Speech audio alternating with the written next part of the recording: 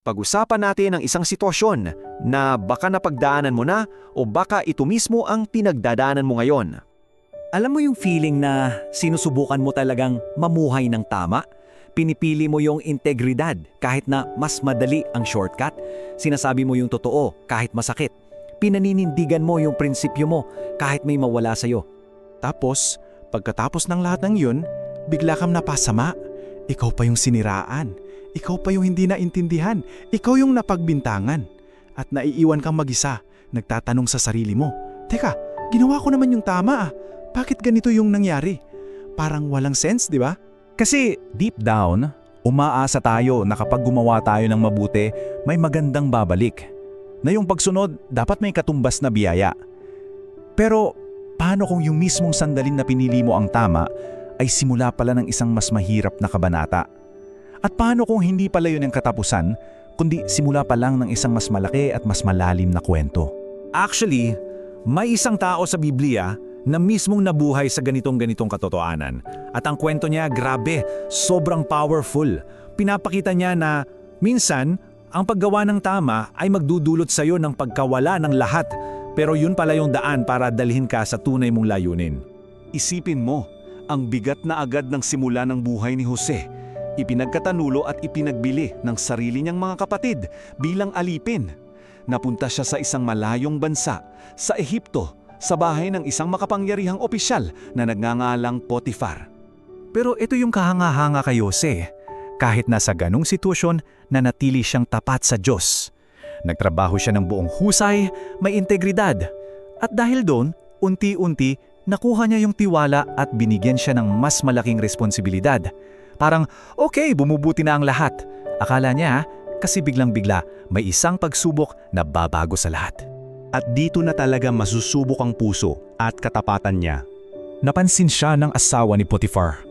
At hindi lang isang beses araw-araw siyang tinutukso. At isipin mo, walang ibang tao sa paligid, walang makakaalam. Pwede niyang isipin, biktima naman ako, malayo ako sa pamilya ko, walang may pakialam. Pero hindi. Hindi niya ginawa yon. Yung sagot niya, sobrang simple pero sobrang lalim. Yung pagtanggi niya, hindi dahil sa takot na mahuli, kundi dahil sa katapatan niya sa Diyos. Yun yung naging standard niya. At isang araw, nung talagang hinawakan na siya, anong ginawa niya? Tumakbo siya palayo. Walang alinlangan. Pinili niya ang pagsunod. Pinili niya ang Diyos kaysa sa tukso. So anong naging reward niya sa paggawa ng tama? Imbes na gantimpala, kabaliktaran ang natanggap niya. Pinaikot yung kwento. Siya yung pinagbintangan. Siya yung pinalabas na masama. At saan siya dala? Sa kulungan. Pwede mo bang i-imagine yung moment na yun? Nakaupo si Jose sa isang madilim na selda, iniisip, ginawa ko ang tama, pero bakit andito ako? Parang dead end na talaga. Walang pumalakpak sa kanya, walang reward, tanging paghihintay at pagdurusa. At ito yung parte ng kwento na madalas ayaw natin. Pero ito yung parte kung saan madalas tayong nabubuhay. Sa pagitan ng pagsunod natin at ng pag-unawa kung bakit nangyayari ang mga bagay. Pero ito yung twist. Ito yung hindi alam ni Jose at that time.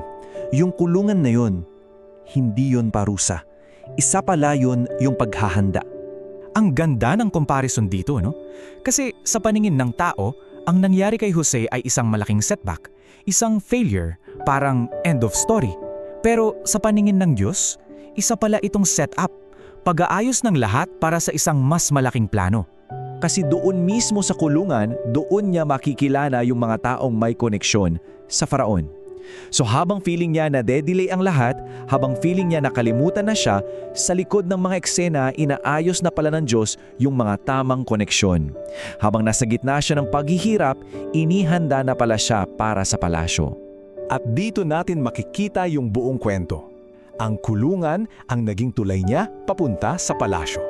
Makalipas ang maraming taon, si Jose, yung dating alipin, yung dating preso, ay tatayo sa harap ng Paraon at magiging pangalawa sa pinakamakapangyarihan sa buong Ehipto. At ililigtas niya hindi lang ang Ehipto kundi pati na rin yung mismong pamilya na nagtaksil sa kanya. Grabe, 'di ba? At itong aral na to, para sa atin din, para sa'yo, yung sandali na tumakbo si Jose, palayo sa tukso, sa paningin ng mundo, talo siya. Pero sa totoo lang, yun ang nag-qualify sa kanya. Yun ang naghanda sa kanya. Kaya ito yung gusto kong iwan sa'yo. Yung katapatan mo, hinding-hindi yan masasayang. Yung feeling na nadidelay ka, baka pagpuposisyon lang yan ng Diyos. At yung mga pinagdadaanan mo ngayon, baka yan mismo ang training mo para sa future influence mo. Dahil habang hindi mo pa nakikita ang buong larawan, may ginagawa ang Diyos sa likod ng lahat. Ito ay isang napakagandang paalala. Kaya kung andyan ka sa sitwasyon na yan ngayon, kung saan pakiramdam mo parang pinarusahan ka dahil sa paggawa ng tama, kumapit ka lang. Huwag kang makikipagkompromiso. Dahil baka tulad ni Jose, hindi pa tapos ang kwento mo. At yung kulungan na kinalalagyan mo ngayon, baka yan mismo ang naghahanda sa'yo para sa palasyo kung saan gagamitin ka para baguhin ang buhay ng napakaraming tao.